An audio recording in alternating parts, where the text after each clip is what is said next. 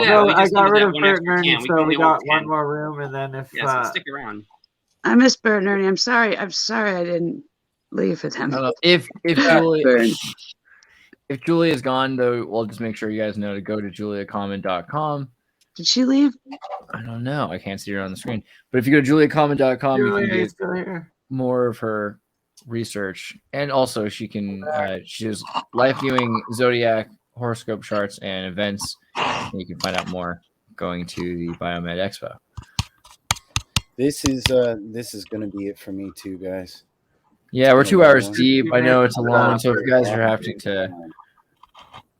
But I still want to see the experiment. This has been a lot of fun. Nathan, we'll do it again. Thank you for being here. That's awesome. Indeed. There was some people in the chat asking where Nathan can be found. It was at stolenhistory.net. Stolenhistory.net. Please also put that in the private chat if you would. Oh, certainly. Because I mean, all these links, these great links that are being posted, the media that I really should be checking out, are lost in that huge, massive chat from 3 channels. It's really difficult to set this up. I apologize.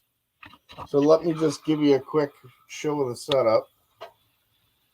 What I have here is just a very tiny coil, 22 wraps. It's geometrical form, but it doesn't look like it because it's so small. And over here, you can see the ferrite core that I built. There's 2 pieces to it, 2 halves. Each side's wound 120 winds. And as you can see here, this is the ferrite core that I pulled out of an old radio. Now I'll go back to the meters. And I will turn it up. And as you can see, I'm getting 44 volts, 43, 44. Yeah, so roughly. Right now we're pumping in about 12 volts at a few hundred milliamps, maybe not even a few hundred milliamps. That transistor never gets hot, really. And I'm also lighting, if you can see that over there, a neon as well. So the neon represents 90 volts. The power supply is 12 volts, 1 amp, which I'm not using all the capability of. This meter over here is for the radio ferrite core. Let's see if it'll pick anything up. I'll just slide it in there. Not much. Weird. It's not getting the voltage now. That is strange. I think it's because I'm powering the neon, so the ferrite core isn't producing what it was before. Prior to this, it was producing 42 volts. So that's my demonstration. Simple, solid state, just voltage. I'll show some lighting and everything going on in the next live. Can you ground out that neon and see what we jump up to? That's a great idea. Can you?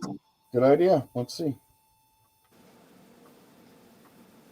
Any change? I'm not seeing it. And this is grounded to the water pipe that goes into the ground right beside me. So. Oh, we just saw a change on the left. I don't know how much. I just saw it change. Try to switch to milliamps for that neon circuit and then ground it out. Yeah, I'm sure you don't have too much power for that. It will be fine. Your meter should handle it, no problem. He doesn't have a milliamps range, I don't think, does he? Do you have a milliamps range on those guys? On these? I think I do. I have to put my glasses on. Wow, I must be old. Yeah, he wants to see the one with the ferrite radio rod. Well, I mean, you can always get a Rife machine and adjust the rods and cones in your eyes to where you don't have to have a set of glasses. Wait, you can adjust the rods and cones in your eyes with a Rife machine? Allegedly. So the radio one says 4.55 milliamps.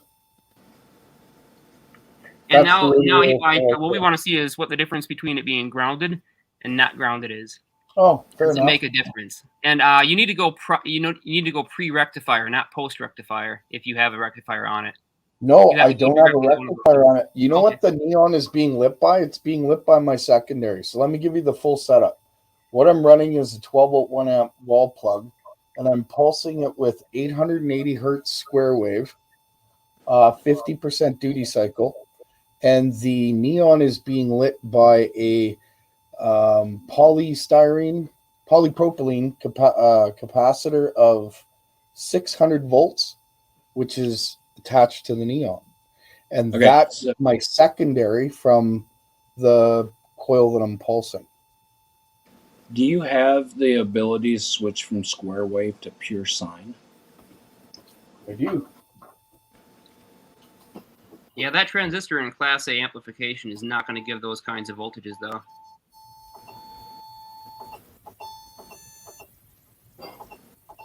Well, maybe I don't. The transistor won't like it. Not with the way that you're setting it up right now, or the way it is set up right now. I didn't think he'd have the ability, but he's going to have a modulated sine wave. I've got to build an app yet. Sine wave now, and it's not. It's it doesn't produce what it does with square wave.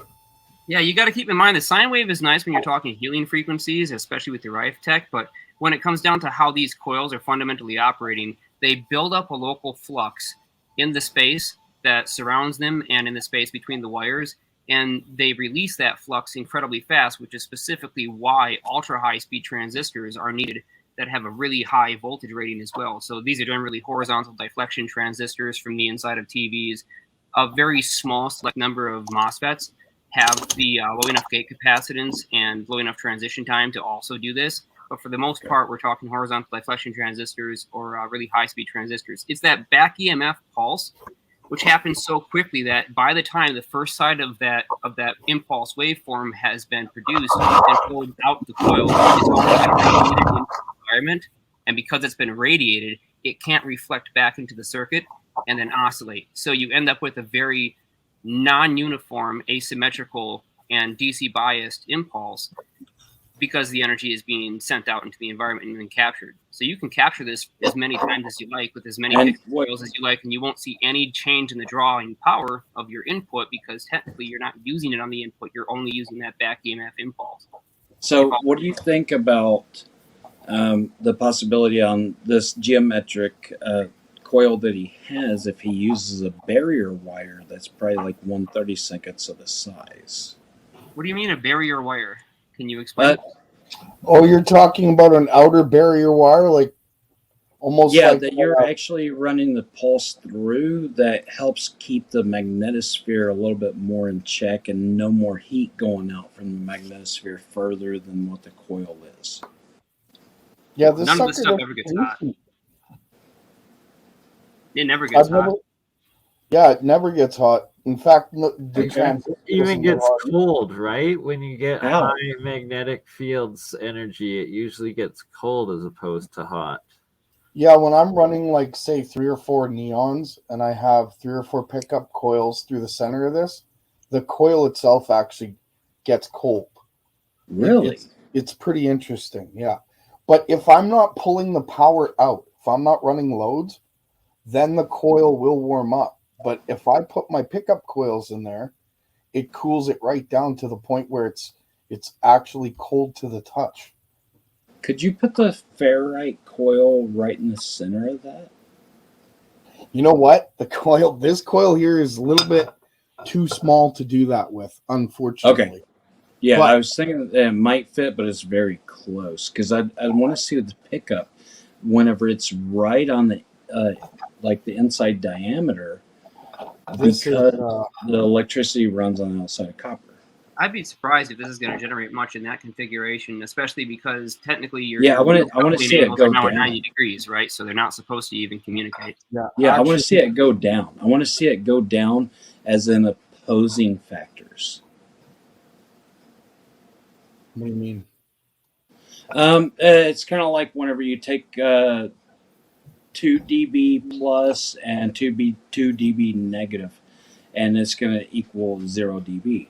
So if you're right on the inside and you have the same resonance within the geometric coil versus the ferrite coil, then you're going to pick up more magnetism on the ferrite coil because you do have ferrite. Oh, I see what you mean. But the only way that because of the way that this is wired, if I set it up like this, it barely picks anything up. But if I set it up in the opposite direction, then that's a whole other story. If I even just like loop it like I can even separate the two, which I've done prior. And so that's what I was looking for, is that for it to barely even pick anything up means it's, canceling each other out. Versus the 90 degrees, it's kind of not opposing, but it's a 90-degree angle. It's a acute angle.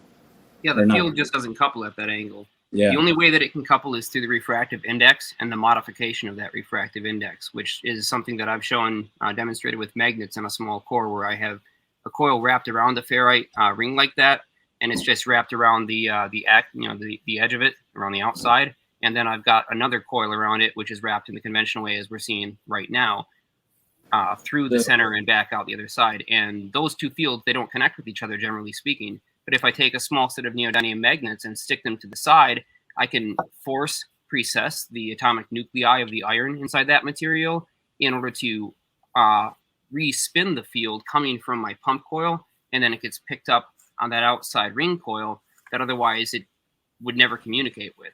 And so we can use the atomic properties in the ferrite itself through the nuclear spin and through the electron cloud spin to transfer a flux from point A to point B. But here's the thing that's most important, and I bring this up just because it's an example of the phenomena happening. Space-time can do this too. And what I was looking at is the space-time, because there was a very smart individual that just showed me something recently about counterclockwise and clockwise coiling that has a pinch point in the middle. Yes, it does. And how they interact. If you know what I'm talking about. I know exactly what you're talking about. In fact, I designed coil specifically for that fact. This one is it does a different sort of thing. It's not even meant for power. This is actually meant for being somewhat of a test coil for healing. But a power coil, like my old ones, let's see if I have something around here close by. I can't wait to see the size comparison of those two coils. Like this one here. Yeah, this is that three-phase coil I was talking about the other day, man. Yeah, that thing's a monster. This I want to sucker's see it in action. As you can see, right? This is a lobotomy waiting to happen. I love it. Yeah, this thing's insane. But this is not my biggest coil. I actually have bigger. And each coil does different things. This one being trifilar, I can offset my field in different ways depending on how I wire it and what I put in between here. If I'm using capacitors, I can use a piezoelectric. The phenomenon that comes off of what these things do is absolutely insane. You could say it's almost supernatural. Anyway, so that's it for my presentation. Sorry to kind of take up the whole screen here, but that's where I'm at. We specifically were asking for you that's to take amazing. up the whole screen, so don't apologize. Yeah, for thank you. Thank you. Wow. Welcome. There's much more to come. It's just that I wasn't set up to do my, pardon the expression, Nazi bell experiment, but it is coming. I'm almost complete. Not the Nazi, just the bell. Derek Locking. Just Derek well, Locking. I say that You for should show reference. that thing, man, because a lot of people are on Jeremy's channel today that haven't seen what you managed to pick up. That thing is freaking awesome, and it's I can just show the shell. It has. It's unfortunately it does. It's had some bad pejoratives from the History Channel and Ancient Aliens and all that stuff. But there's also the Kecksburg bell, which I think of in Pennsylvania, which is very interesting. In 1960, whatever, 61 or something. There's a number of bells, and it's interesting how many. Yeah, the South American bells, exactly. But we have a new. Oh wow, that's a literal Derek Locking. There we go. Void is singing. We're going to give you a real introduction in a second. and then the guts are being worked on as we speak. They're actually on parts of it's on the other table. The other parts in the other room that I was testing prior today. So in the future, we're all going to have guitars that are super thick and have this inside of them. It's going to be great. It's going to be a lot of fun in the future. So that's it. That's me. Thank you for listening. Incredible. That's incredible. Thank you so much, Gerald. Guys, and we're also just really we should also explain to people where you can get some more of Gerald's material. I'm going to pull that up for a second too. And I'm also posting it in the live chat for everyone. This right. is channel WPG. There it is. WPGN Lighten for Truth 2. And make sure you're subscribed because he had to remake his channel and he's putting some amazing stuff up. So we want to give him a pump up and make sure that you guys are aware of his next videos as they come out. He just put out something yesterday, and you got to expect more stuff to come. But also, Voidus and Yang, welcome. How are you doing? Oh, we can't hear you. You're hyper muted. Yeah.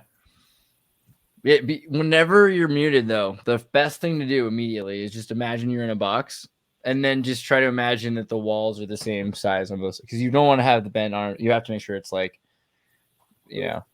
You just mind your way out of the situation. And then you want to have you have to climb over the thing. And you're just like.